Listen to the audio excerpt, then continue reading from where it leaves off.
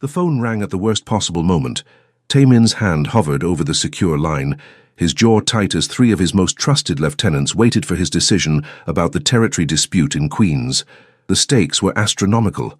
One wrong word could ignite a war that would paint the streets red. His finger was an inch from the button when small hands snatched the phone from his mahogany desk. "Hello?" A child's voice chirped into the receiver. Taemin's blood turned to ice. Every man in the room froze. On the other end of that line was Kim Sang-uk, the most volatile boss in the Korean underworld, a man who'd once gutted someone for answering his call 2 seconds late. "My name is Destiny," the 6-year-old continued brightly, twirling the phone cord. "Are you single? Because my mom is really lonely and she's super pretty and she makes the best pancakes and she needs someone to marry her. Will you marry my mom?" The room held its breath. Taemin stared at the little black girl with puffballs in her hair, wearing a pink dress, who just propositioned a crime lord for marriage on his behalf. His carefully constructed world had just collided with pure, innocent chaos, and somewhere in his chest, something he thought long dead stirred to life. Layla's knees ached as she scrubbed the marble floor of the penthouse's master bathroom, the kind of ache that spoke of too many hours on hard surfaces, too many years of bending and stretching for other people's comfort. She'd been cleaning Taemin's Tribeca penthouse for 3 months now, sent by the luxury housekeeping agency that catered to Manhattan's elite. The pay was exceptional, almost suspiciously so, but Layla had learned not to question good fortune when Destiny needed new shoes every 3 months and her diabetes medication wasn't getting any cheaper. She sat back on her heels, wiping sweat from her forehead with the back of her wrist. At 28, Layla knew she was beautiful, even if she rarely had time to think about it. Her skin was a rich, deep brown that glowed even under the harsh bathroom lights. Her natural hair, usually pulled back in a practical bun, had a texture that told stories of her grandmother's Jamaican roots. Her eyes, dark and expressive, had seen too much struggle for someone so young, but they still held a warmth that made Destiny feel safe.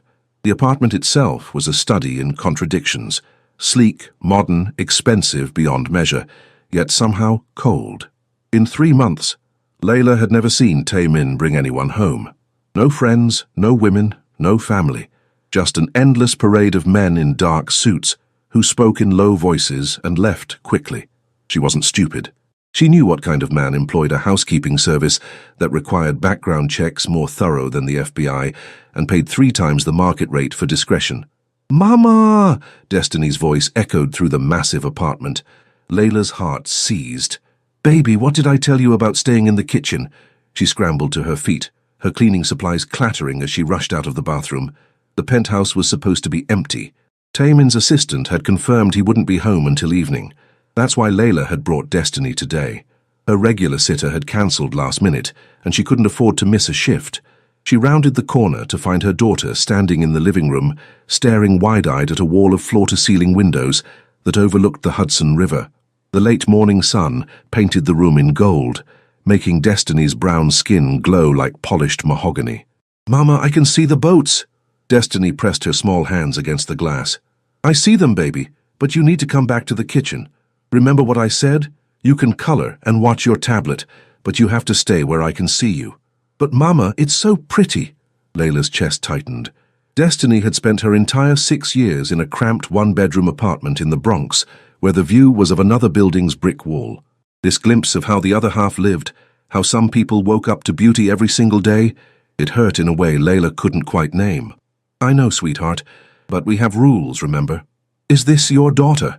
The voice cut through the room like a blade, deep and accented with the particular cadence of someone who'd learned English as a second language, but had perfected it through years of use. Layla spun around, her heart hammering against her ribs. Taemin stood in the doorway of his home office, a room Layla had never been allowed to enter. He was younger than she'd expected, mid-30s at most, with the kind of presence that filled a room without effort. His black hair was perfectly styled, not a strand out of place. He wore a white dress shirt with the sleeves rolled to his elbows, revealing forearms that spoke of time spent doing more than paperwork. His eyes, dark and unreadable, fixed on her with an intensity that made her breath catch. "Mr. Taemin, I'm so sorry," Layla stammered, moving quickly to put herself between him and Destiny. "I didn't know you'd be home.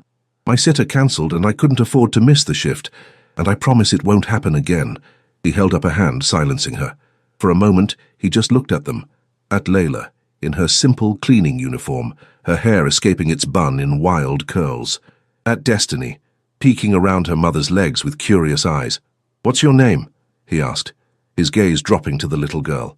Destiny, who'd never met a stranger, stepped forward, despite Layla's restraining hand. "I'm Destiny. I'm 6 years old, and I can read chapter books, and I want to be a veterinarian when I grow up, because I love animals, but Mama says we can't have a dog because our apartment is too small, but maybe one day we can have a fish at least." The corner of Taemin's mouth twitched. It wasn't quite a smile, but it was something. A veterinarian, that's ambitious. What does ambitious mean? It means you have big dreams. "Oh, then yes, I'm very ambitious." Destiny beamed. Layla's hands shook. She had no idea what was happening, but every instinct screamed that she was about to lose this job, and with it, the financial stability that kept them afloat. "Mr. Taemin, please, I'll pack up and leave right now. I'll make sure the agency sends someone else." "Does she always talk this much?" he interrupted, still watching Destiny. Yes, sir. She's very social." "Social," he repeated, as if testing the word. "I see." He walked past them to the windows, his movements controlled and precise. Destiny watched him with unabashed fascination. Layla held her breath. "The boats," Taemin said, pointing. "That one is a container ship. See how low it sits in the water? That means it's full of cargo. And that one, the white one, that's a yacht. Probably some Wall Street executive who thinks money can buy happiness." Destiny giggled. "Can it?" "No." His answer was immediate and absolute. "It can buy comfort, security, power, but not happiness. That's what Mama says too. She says happiness comes from love and family and doing good things for people." Taemin turned then, his eyes finding Layla's. Something passed between them, a current of understanding that had no business existing between a crime boss and a cleaning woman. He saw her, really saw her, in a way that made her feel exposed and exhilarated all at once. "Your mother is wise," he said quietly. Layla's throat went dry. "We should go. You should finish your work." He checked his watch, a sleek piece that probably cost more than she made in 6 months. "I have a meeting in my office. It will last approximately 2 hours. Your daughter may stay in the kitchen or living room, but not in the hallway near my office. Is that understood?" She blinked. "You mean I'm not fired?" His expression was unreadable. "Why would you be fired for solving a childcare problem? You showed resourcefulness. I respect that." Before she could respond, he walked back toward his office. At the doorway, he paused. "Destiny." The little girl perked up. "Yes? There are books in the cabinet under the television. Feel free to look at them while your mother works." Then he was gone, the office door closing with a soft click that somehow felt louder than a slam. Layla stood frozen, trying to process what had just happened. She'd expected anger, dismissal, coldness. Instead, she'd gotten, what? Permission? Kindness? From a man whose reputation she could only guess at, but whose eyes held shadows that spoke of violence and hard choices. "Mama, he's nice." Destiny tugged her hand. "Can we look at the books?" "Yeah, baby," Layla whispered, still staring at that closed door. "We can look at the books." But as she returned to her cleaning, she couldn't shake the feeling that something had shifted. The penthouse didn't feel quite so empty anymore, and the man behind that door, the one with the cold eyes and the unexpected gentleness toward a chattering 6-year-old, he didn't feel quite so much like a stranger. Her phone buzzed. A text from the agency. "Mr. Taemin has requested you specifically for all future appointments. Compensation increased by 40%. Congratulations." Layla's hands trembled as she read the message again. 40%. That was the difference between barely surviving and actually living. That was Destiny's medication covered without her having to choose between pills and groceries. From the living room, she heard her daughter's delighted gasp as she discovered a book about animals. And from behind that closed door she heard nothing at all, but somehow Layla knew that Taemin was thinking about them, about her, and the thought terrified and thrilled her in equal measure. 3 weeks passed in a strange new rhythm. Layla came to the penthouse 4 times a week now, and Destiny came with her every time. Taemin had made it clear through his assistant that the child was not an inconvenience. In fact, he'd had a small desk installed in the corner of the living room, stocked with coloring books, puzzles, and educational materials that had definitely not come from a dollar store. Layla had tried to refuse. She'd tried to maintain professional boundaries. But how did you refuse a man who'd somehow discovered your daughter was struggling with multiplication tables and had the next day delivered a set of math games that made learning fun. How did you maintain distance from someone who noticed everything but said so little? It was a Wednesday afternoon when everything changed. Tae-min had been in his office for hours. Layla knew the signs by now. When he went in before she arrived and hadn't emerged by the time she started cleaning the kitchen, it meant serious business. The kind of business that made his jaw tight and his shoulders rigid. The kind that sometimes left him standing at those floor-to-ceiling windows long after sunset, staring at the city lights like they held answers to questions he wouldn't speak aloud. She was folding laundry in the master bedroom, his clothes precise and expensive under her careful hands, when Destiny appeared in the doorway. "Mama, I'm hungry." Layla glanced at her watch. 4:30. "Okay, baby. Let me finish this and I'll make you a snack. Can I have the crackers from the kitchen? The ones in the blue box? Those crackers cost $12.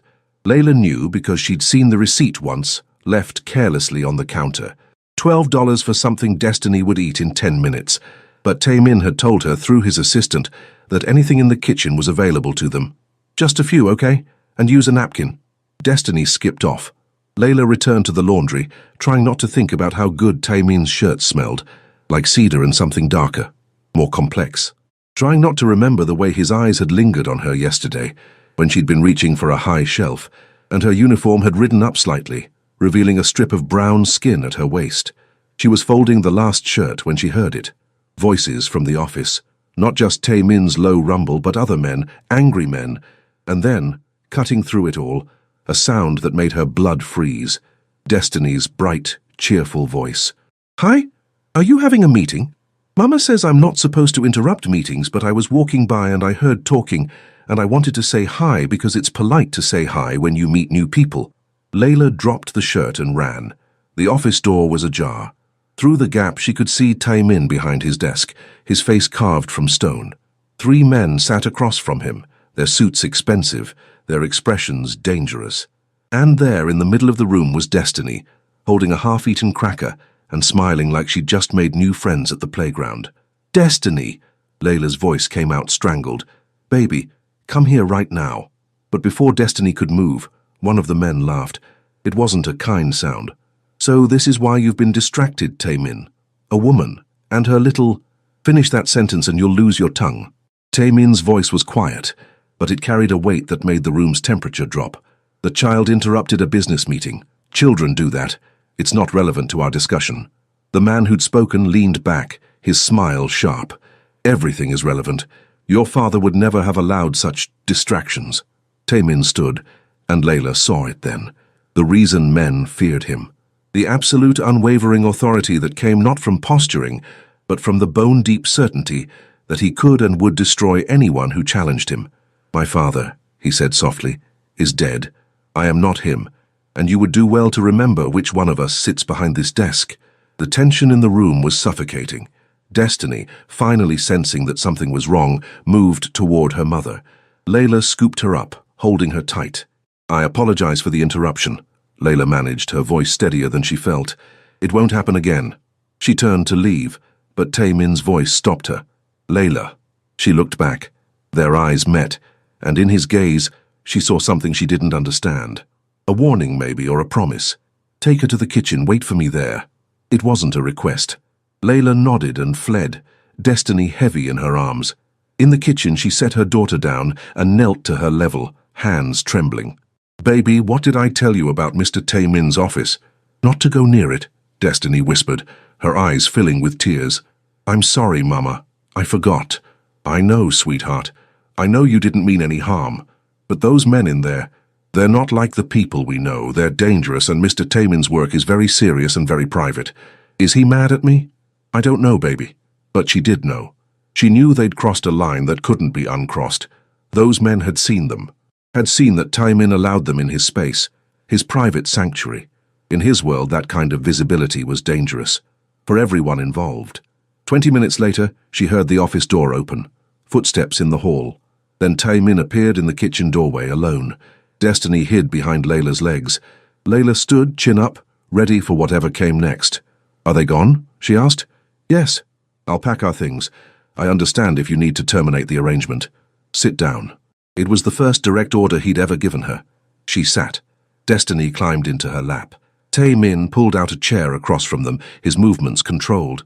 For a long moment, he just looked at them, at Destiny's tear-streaked face, at Layla's protective posture. "I'm not firing you," he said finally. Relief flooded through her. "Thank you. But we need to establish something." He leaned forward, his elbows on the table. "My work is dangerous. The men you saw today, they're part of an organization that doesn't tolerate weakness. To them, caring about someone, having someone you protect, that's a vulnerability." "I understand," Layla said quietly. "We'll be more careful." "You're not understanding me." His eyes, dark and intense, held hers. "I'm telling you that by being here, by your daughter running into that room with her innocent smile and her crackers, you've made yourselves targets. Because those men now know that I didn't react the way I should have. I didn't scare her. I didn't treat her like the interruption she was. I protected her. Protected you both." Layla's heart hammered. "What are you saying?" "I'm saying that I should send you away right now, for your own safety and for mine." He paused, his jaw working. "But I'm not going to." The kitchen fell silent, except for the hum of the refrigerator. "Why not?"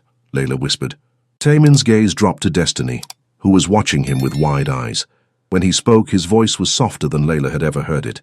"Because your daughter asked me yesterday if I ever get lonely in this big apartment, and I told her no, and she said that was good because being lonely is the worst feeling in the world, and she was glad I had friends to visit me." He looked back at Layla. "I haven't had a real conversation with someone who wasn't afraid of me or trying to use me in more than 5 years. Your daughter doesn't know she should be afraid. And you—" He trailed off, something raw flickering across his features. "You look at me like I'm a person. Not a position, not a threat, just a man." Layla's breath caught. "You are just a man." "No," he said quietly. "I'm not. But when I'm here, with you both, I almost remember what that felt like." Destiny, with the emotional radar children possess, slipped off Layla's lap and walked to Tae-min. She held out her hand, palm up. He stared at it like it was a grenade. "My mama says when someone is sad, holding hands helps," Destiny said solemnly. Slowly, carefully, Tae-min reached out and took her small hand in his much larger one. His fingers, scarred and strong, completely engulfed hers, but he held her with a gentleness that made Layla's throat tight. "Thank you," he murmured. "You're welcome," Destiny brightened. "Do you want to see the picture I drew? It's our apartment building, and Mama and me and I even drew our neighbor Mrs. Chen, who gives me cookies sometimes. I would like that very much." As Destiny ran off to get her drawing, Layla and Tae-min remained in the kitchen, the air between them charged with something neither could name. He was still sitting.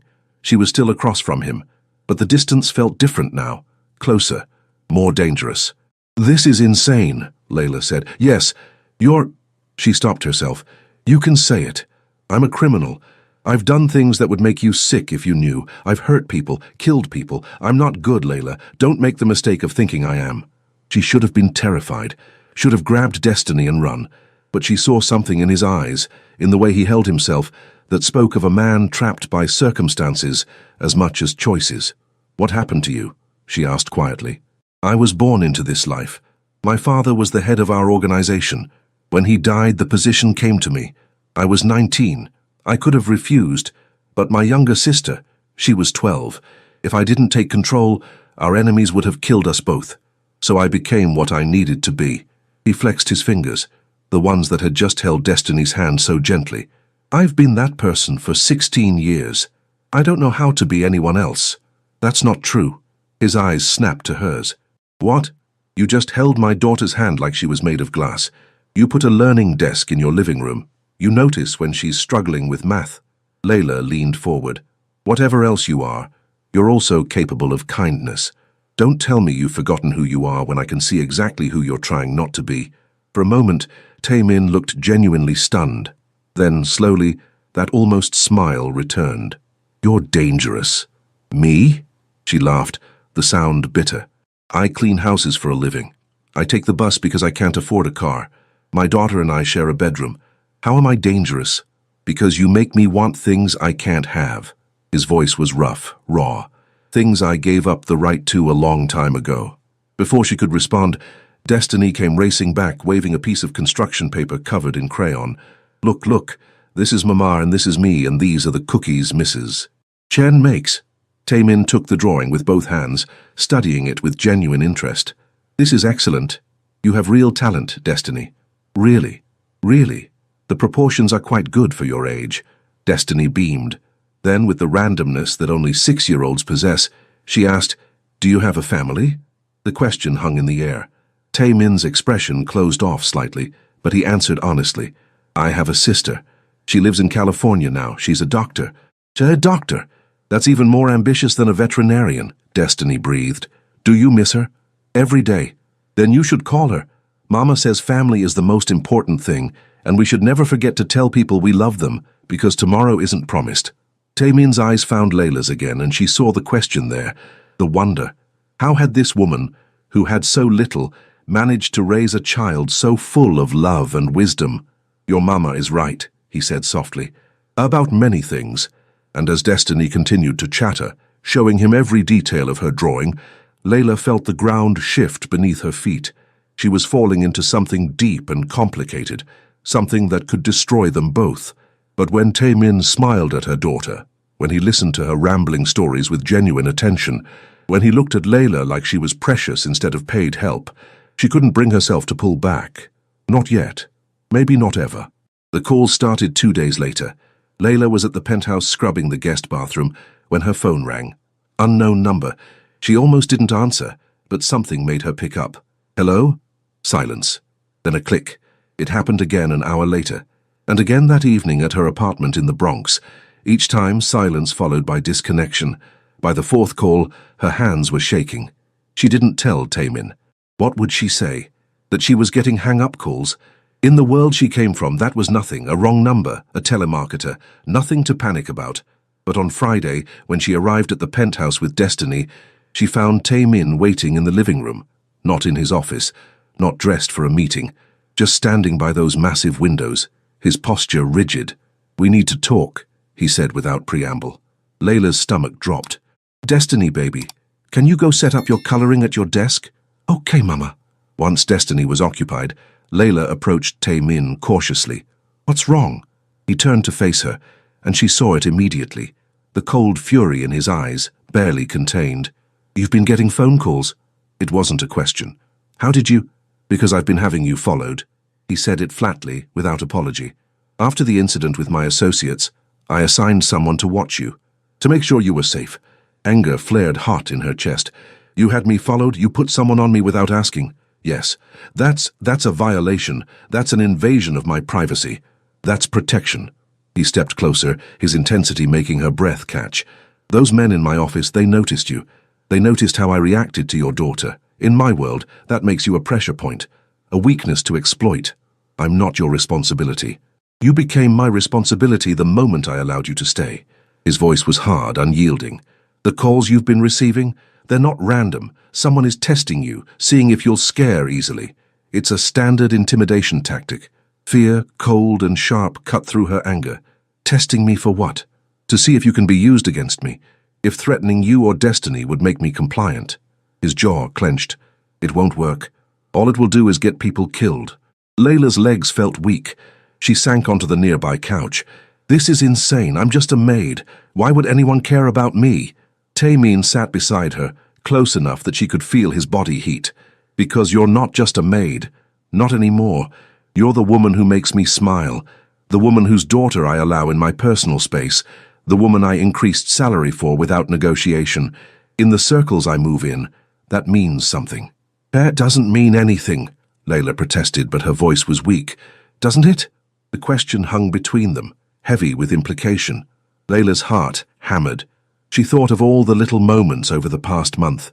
The way Taemin's eyes followed her when she moved through the penthouse, the way he found excuses to be in whatever room she was cleaning, the way he spoke to Destiny with a gentleness that seemed to surprise even himself, the way she found herself thinking about him late at night when Destiny was asleep and the apartment was quiet, wondering what it would be like to touch him, to have him touch her, to bridge the impossible distance between their worlds and just feel. "I should quit," she whispered. "Yes, you should." He didn't move. "You should take Destiny and disappear. I can arrange it. New city, new identity, enough money to start over. You'd be safe. But I'm selfish." He turned to face her fully, and the rawness in his expression stole her breath. "I'm selfish and I'm tired and I'm so goddamn lonely that even knowing I'm putting you in danger, I can't bring myself to let you go." Layla's hand lifted of its own accord, touching his face. His skin was warm under her palm. He went absolutely still, like he was afraid to move and break the moment. "You're not alone," she said softly. "Not anymore." "Layla," her name was a warning and a plea. "I know this is crazy. I know you're dangerous and this whole situation is wrong in about 1,000 ways, but Destiny is happier than she's been in years. She talks about you constantly, about the books you recommend and the way you explain things to her." Her thumb brushed his cheekbone. "And when I'm here, I feel less invisible. Like I matter. Like I'm more than just the sum of my struggles." His hand came up to cover hers, pressing it more firmly against his face. "You matter. You've always mattered. The world just hasn't been paying attention." And then he was kissing her. It wasn't gentle. It was desperate and hungry, weeks of tension exploding into contact. His hand cupped the back of her head, fingers tangling in her hair, and she melted into him. He tasted like coffee and mint, and he kissed like a man who'd been starving for contact, for connection, for something real in a world built on violence and lies. When they finally broke apart, both breathing hard, Layla's mind was spinning. Taemin rested his forehead against hers, his eyes closed. "This complicates things," he murmured. "Yeah, people will use this. Will use you. I know. I can't promise to keep you completely safe. My world doesn't work that way. I know that too." He pulled back slightly, searching her face. "Then why are you still here?"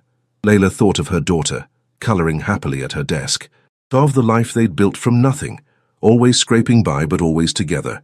Of the walls she'd built around her heart after Destiny's father had left them both without a backward glance. Taemin was dangerous. He was complicated. He was involved in things she couldn't even fully comprehend, but he was also kind to her child. He noticed the small things. He looked at her like she was precious, like she was worth protecting, worth cherishing. And God help her, but she was tired of being strong alone. "Because maybe we both deserve a chance at something good," she said finally, "even if it's complicated, even if it's hard." "Mama?" Destiny's voice cut through the moment. "Can I show Mr. Taemin my new coloring book?" They sprang apart like teenagers caught by parents. Taemin ran a hand through his hair, his composure cracking just slightly. Layla stood, smoothing her uniform, her lips still tingling. "Of course, baby," she managed. Destiny skipped over, completely oblivious to the charged atmosphere. "It's all about ocean animals. Look, this is a dolphin, and this is a whale, and this is a sea turtle." Taemin listened with apparent fascination, but his hand found Layla's, hidden between their bodies where Destiny couldn't see. He squeezed gently.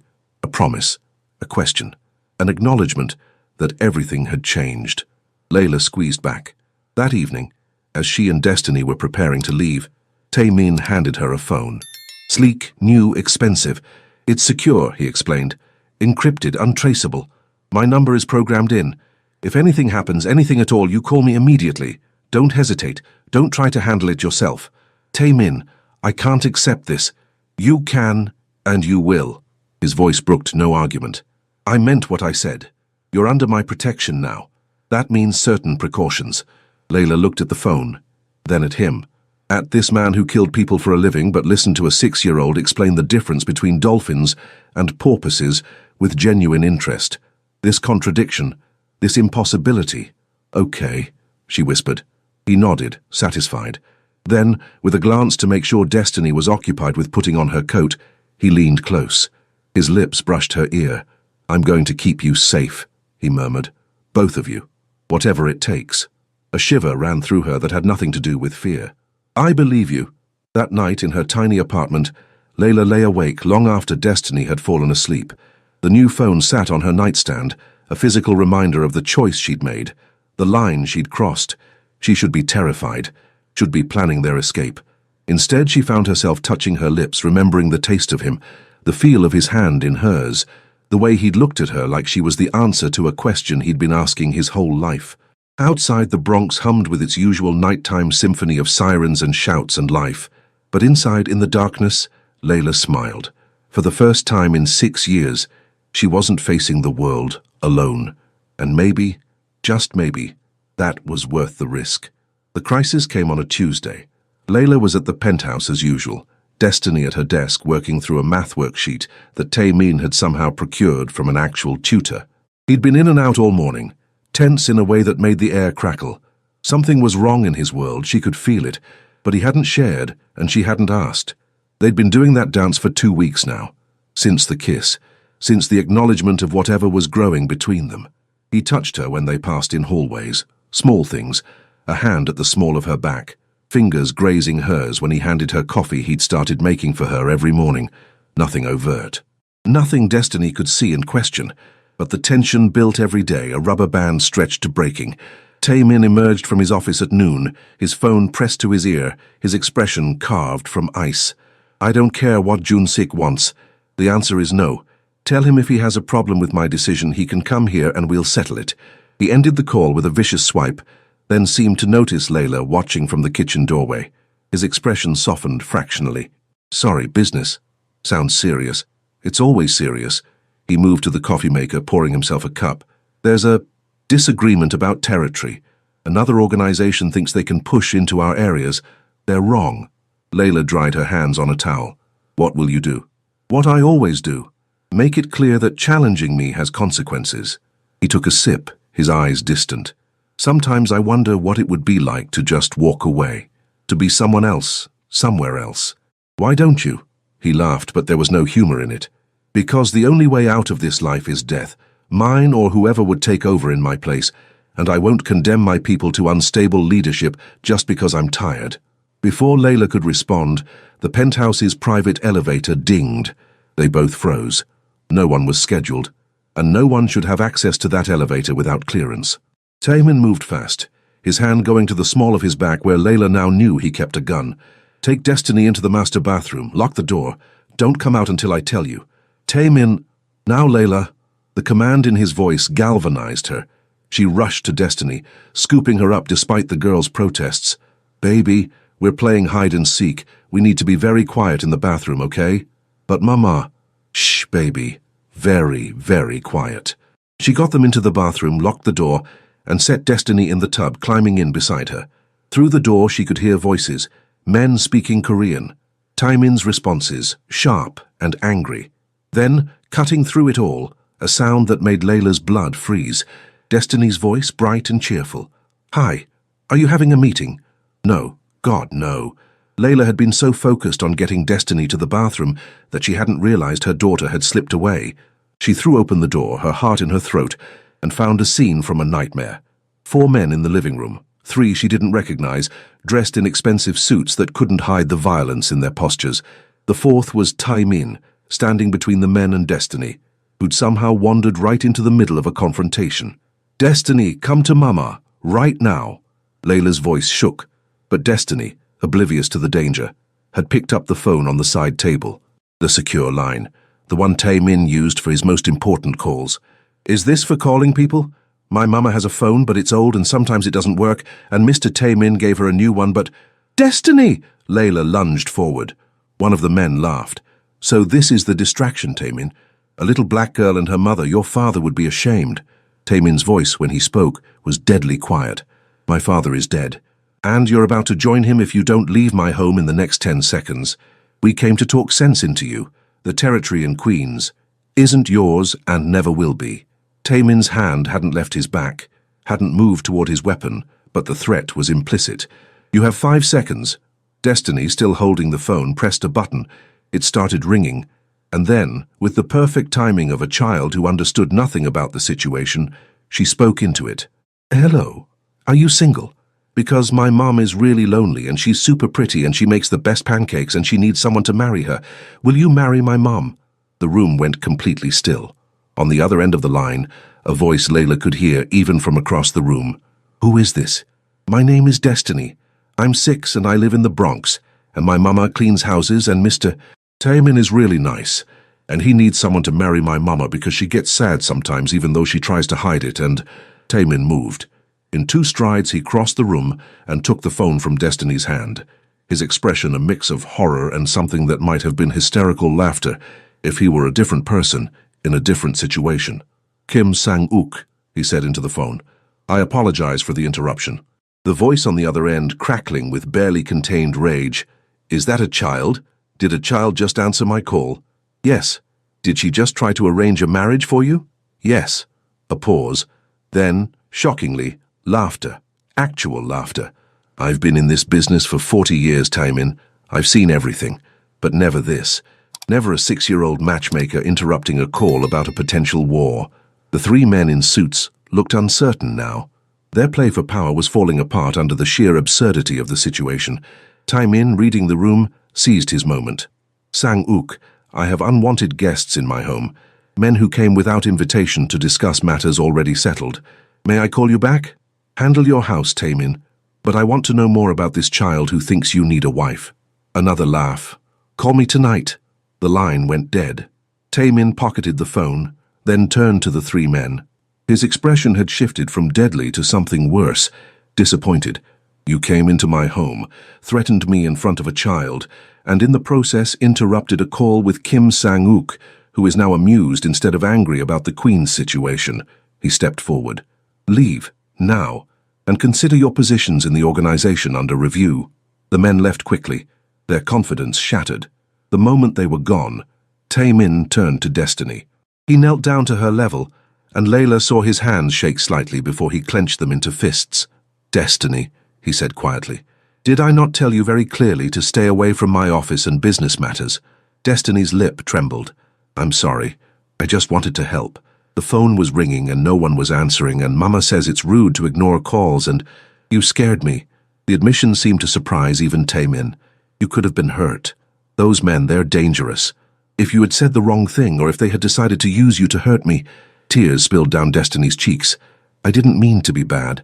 You weren't bad. You were trying to help. But baby, sometimes helping means staying safe and letting adults handle adult things. He pulled her into a hug, and over her head his eyes found Layla's. Both of you could have been hurt. Layla, still shaking from adrenaline, crossed to them. She wanted to be angry, to yell at Taemin for bringing danger into their lives, to grab Destiny and run and never look back. But she saw it in his face, the genuine terror, the realization of what could have happened, the raw, exposed vulnerability of a man who'd just discovered he cared more than he could afford to. We're okay, she said softly. This time. He stood, still holding Destiny. But there will be a next time. There's always a next time in my world. Then maybe we need to change worlds. He stared at her. What? Layla took a deep breath, the words coming before she could second-guess them. You said the only way out is death. But that's not true. People leave criminal organizations all the time. They disappear. Start over.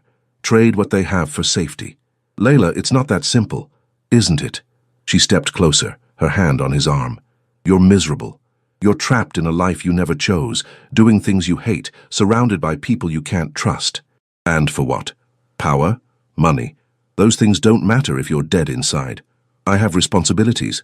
People who depend on me. And you can't help them if you're dead, or if you're so broken that you stop caring. She reached up, touching his face. I see you, Taemin. I see the man you're trying to be under all the violence and control. And that man, he deserves more than this. Destiny, sandwiched between them, piped up. I think Mama's right. You should marry her and come live with us. Our apartment is small, but we can share. Despite everything, Taemin laughed. A real, genuine laugh that transformed his face. Is that so? Yes. And then you can help me with homework, and Mama won't be sad anymore, and we can be a family. The word hung in the air. Family. Something Taemin hadn't had since his sister left. Something he'd convinced himself he didn't deserve. Couldn't have. Destiny, Layla said gently. It's more complicated than that. Why? Her daughter looked genuinely confused. You like him. He likes you. I like both of you. That's how families work. Taemin set Destiny down carefully. He looked at Layla, really looked at her, and she saw the war raging behind his eyes. Duty versus desire. The life he knew versus the life he wanted. Your daughter just proposed marriage on your behalf to Kim Sang-uk, he said quietly. One of the most dangerous men in the Korean underworld, I heard. She has absolutely no sense of self-preservation. She gets that from me. This is insane. You've said that before. He reached out, pulling Layla close. With Destiny between them, it was awkward, but it was also perfect. A small unit against the world. I need time, he murmured into her hair. To figure out how to do this without getting you killed. To find a way out that doesn't end with all of us in graves.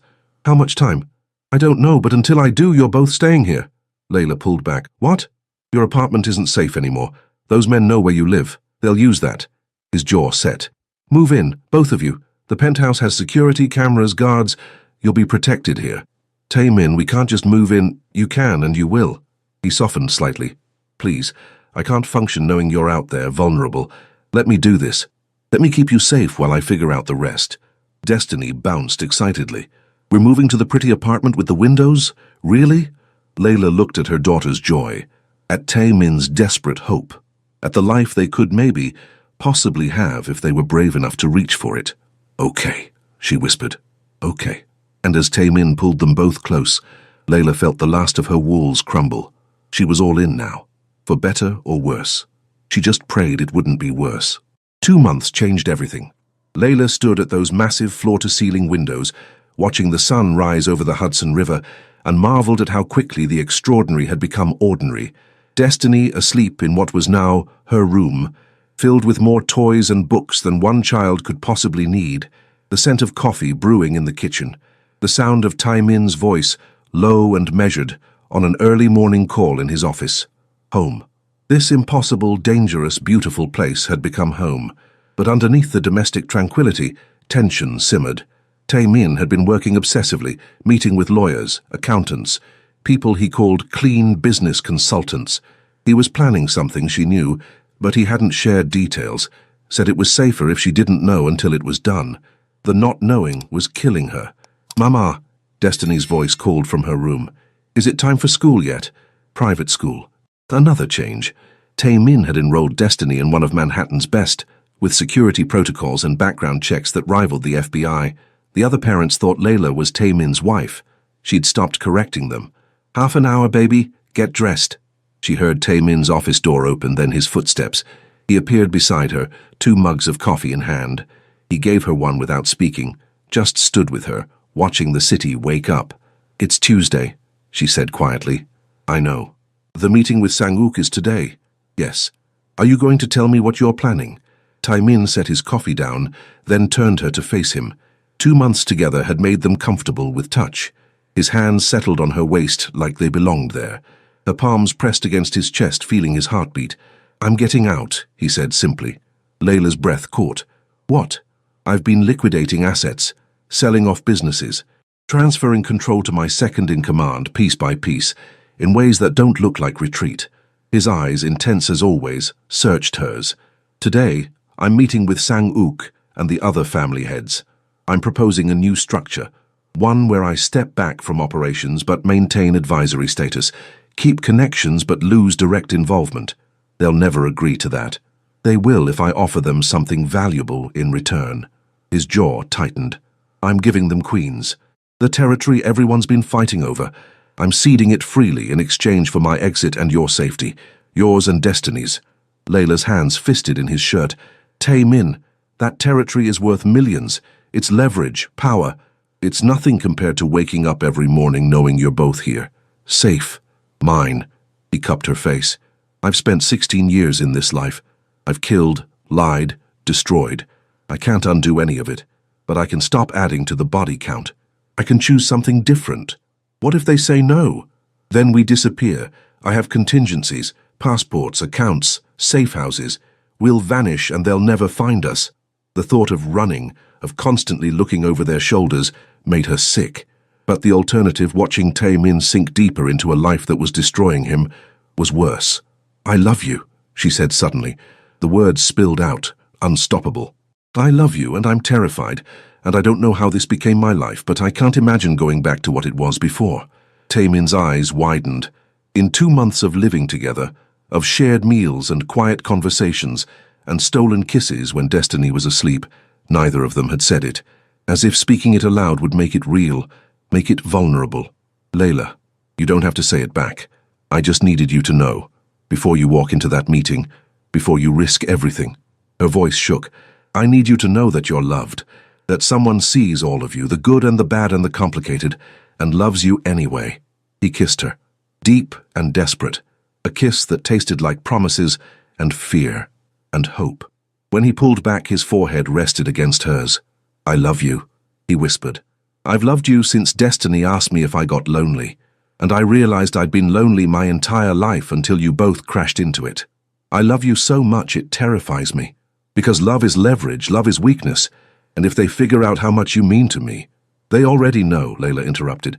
"The whole world knows, Taemin. You gave me your home, your protection, your heart. There's no hiding it now." He nodded slowly. "Then I have nothing left to lose. Except us. You have us to lose. Which is why I'm doing this." He straightened, his expression shifting into the mask she recognized. The boss. The leader. The man who commanded rooms full of dangerous people. "I need to get ready. The car comes in an hour." "I'm going with you." "Absolutely not." "Yes." Layla set her jaw. "If you're going to walk into a room full of crime bosses and propose leaving the life, I'm going to be there, as a reminder of why you're doing it. It's too dangerous. Everything about this is dangerous, but we're in it together, remember?" She grabbed his hand. "Besides, Destiny can stay with the guards here. She'll be safe, and you need someone watching your back who actually cares if you live or die." Taemin stared at her, then laughed. That same genuine laugh she'd first heard when Destiny had suggested they all live together. "You're insane. I prefer ambitious." Destiny's word. She's a smart kid. He pulled her close again, breathing her in. "If anything happens, it won't. But if it does, there's a safe in my office. Code is Destiny's birthday. Inside are documents, accounts, everything you need. Take her and run. Don't look back." Layla's throat tightened. "Nothing is going to happen. Promise me anyway." "I promise." 4 hours later, Layla sat in the back of a private room in a restaurant in Koreatown, watching her man face down 5 of the most powerful crime bosses in New York. Kim Sang-uk sat at the head of the table, the elder statesman, his eyes sharp despite his age.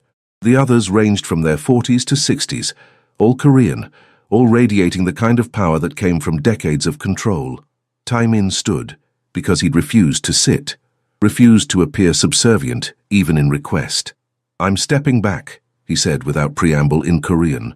Layla's understanding was limited, but she'd picked up enough over the months to follow. "Not out completely. I'll maintain advisory status, provide counsel when requested, but operational control transfers to Lee Jun-ho. Effective immediately." Silence. Then Sang-uk leaned back. "Why?" "Personal reasons." "Not good enough." One of the younger bosses, Park, sneered. "Your father built this organization from nothing. You dishonor his memory by abandoning it for what? A woman? A child that isn't even yours?" Taemin's expression didn't change, but Layla saw his hands clench.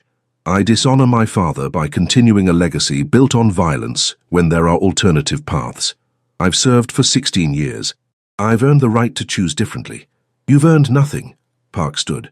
"You're weak, compromised, and weakness in leadership destroys organizations.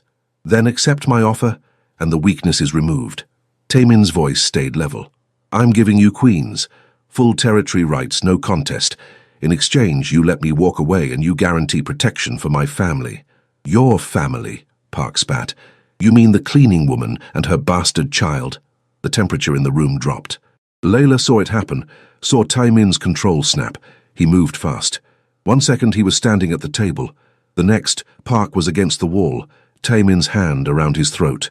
"Say that again," Taemin said quietly, in English now. "I want to make sure I understand before I crush your windpipe." "Taemin!" Sang-uk's voice cracked like a whip. "Release him." For a long moment, nothing happened. Then Taemin stepped back, his chest heaving. Park gasped for air. "My apologies," Taemin said, still in English, "but let me be crystal clear. Layla and Destiny are under my protection, not negotiable, not debatable. Anyone who threatens them, insults them, or even thinks too hard about them will answer to me. Are we understood?" Sang-uk studied him, then smiled slowly. "You love her." It wasn't a question, but Taemin answered anyway. "Yes." "And the child?" "Is mine in every way that matters." Another boss, Kim, spoke up. "If we agree to this, you're out. Completely out. No coming back if you change your mind." "I understand. And if enemies from your past come for you, I'll handle them myself. No organizational involvement." Sang-uk tapped his fingers on the table, considering. Finally, he spoke. "Your father was my friend, a good man who made hard choices to protect his family. I see his strength in you, Taemin, and his wisdom. He paused. I accept your offer. Queens is ours. You have your freedom. And your family has our protection, on my word. One by one, the other bosses nodded. Even Park, still rubbing his throat, gave grudging agreement. It was done. Layla didn't realize she'd been holding her breath until it rushed out. Taemin's eyes found hers across the room, and in them she saw relief so profound it made her chest ache. He bowed to the assembled bosses, then walked to her, took her hand, led her out of the restaurant into the bright afternoon sun. On the sidewalk, he stopped. Just stopped and breathed, like a man surfacing after nearly drowning. You did it, Layla whispered. We did it. He pulled her close.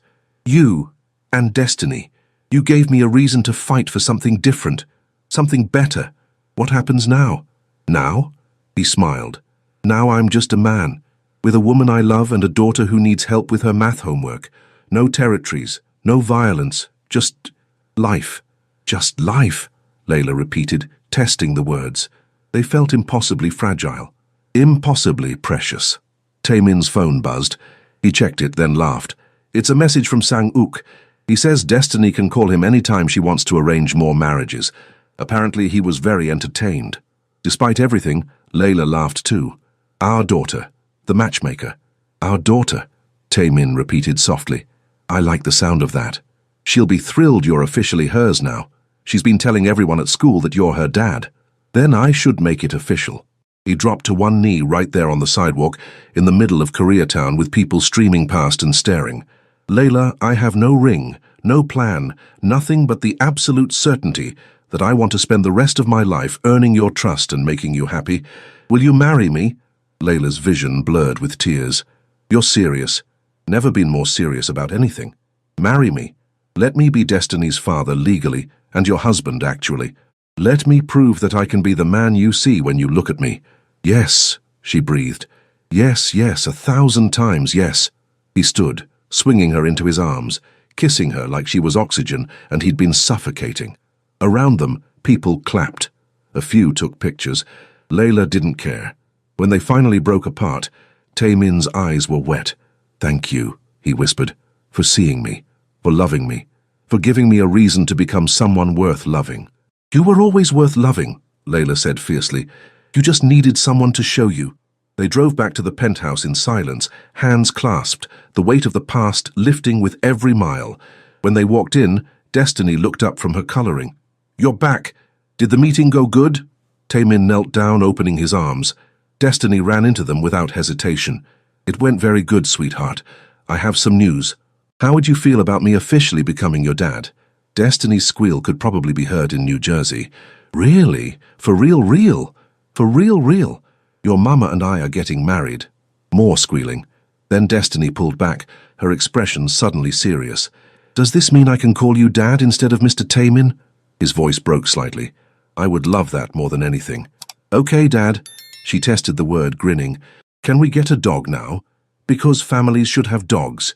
Layla and Taemin exchanged glances over her head, both laughing through tears.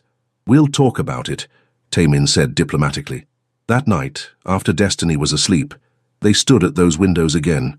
But this time Taemin's arms were around Layla, her back against his chest, their future spread out before them like the city lights. I'm scared, he admitted quietly. I've never done normal, never had a family. What if I'm terrible at it? Then we'll figure it out together. Layla turned in his arms, looking up at him. You're not alone anymore, Taemin. None of us are. He kissed her forehead, her cheeks, finally her lips, soft and sweet and full of promise. I love you, he murmured against her mouth. I love you too. And for the first time in either of their lives, those words didn't feel dangerous. They felt like home. Years later, people who knew the story would still talk about it. About the maid and the mafia boss. About the little girl who grabbed a phone and changed everything. About the man who walked away from power for love.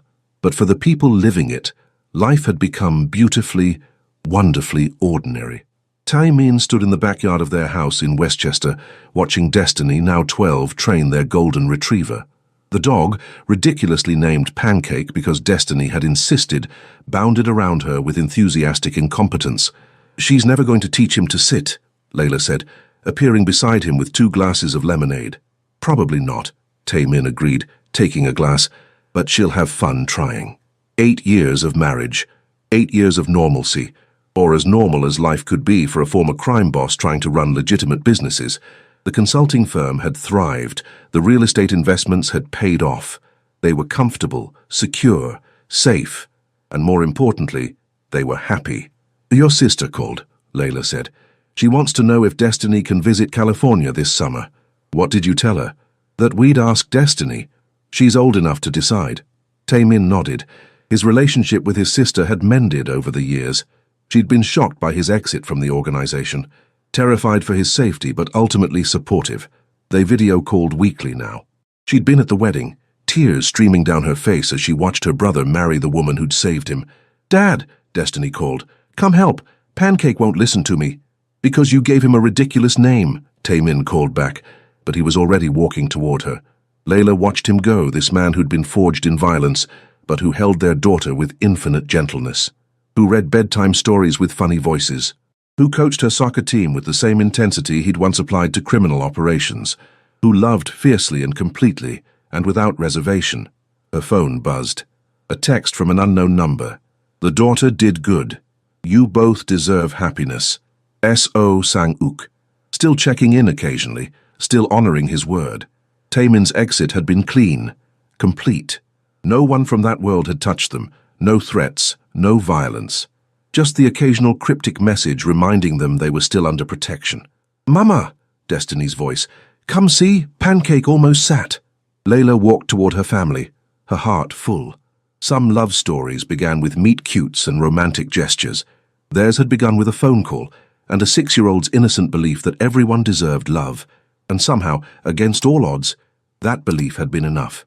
Taemin caught her eye over Destiny's head, mouthed the words, "I love you." She mouthed back, "I love you too."